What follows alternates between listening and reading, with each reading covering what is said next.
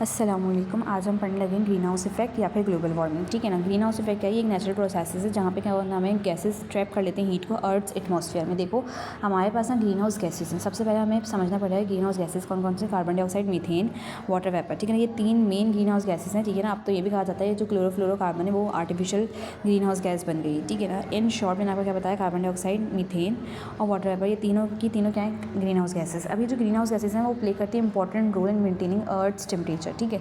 लेकिन अगर इनकी कंसनट्रेशन एटमॉस्फेयर में बढ़ जाए ना तो फिर ये क्या करती हैं, ये हीट को अर्थ से बाहर जाने नहीं देती, जिसकी वजह से अर्थ का टेम्परेचर एबनॉर्मली बढ़ जाता है।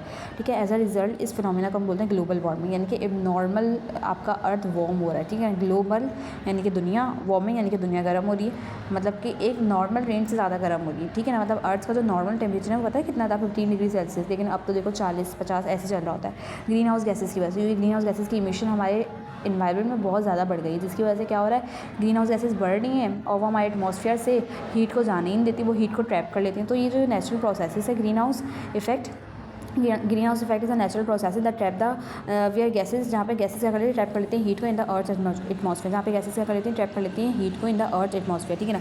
अब ग्रीन हाउस गैसेज मैंने आपको बता दी, कार्बन डाइऑक्साइड, मीथेन और फिर क्या नाम है, वाटर वेपर। ठीक है। ग्लोबल वार्मिंग, अच्छा ये बात बच्चों याद रखो, ग्लोबल वार्मिंग और ग्रीन हाउस इफेक्ट दोनों की दोनों अलग चीज़ें हैं। ठीक है। लेकिन पता नहीं क्यों मुझे समझ में नहीं आता कि ग्रीन हाउस इफेक्ट के साथ स्लैश ला के ग्लोबल वार्मिंग भी लिख देते हैं। ठीक है।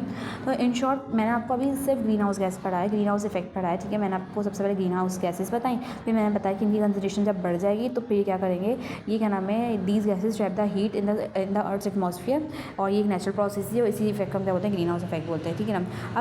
अब ग्रीन हाउस इफेक्ट के नतीजे में क्या होता है, ग्लोबल वार्मिंग होती है, मतलब ये उसका आउटकम है। Global warming is the outcome of green house effect, increase in earth temperature due to extra green house gases. जब बहुत ज़्यादा एक्स्ट्रा ग्रीन हाउस गैसेज हो जाएंगे आपके एटमॉस्फेयर में तो क्या होगा, अर्थ का टेम्परेचर बढ़ जाएगा। ठीक है।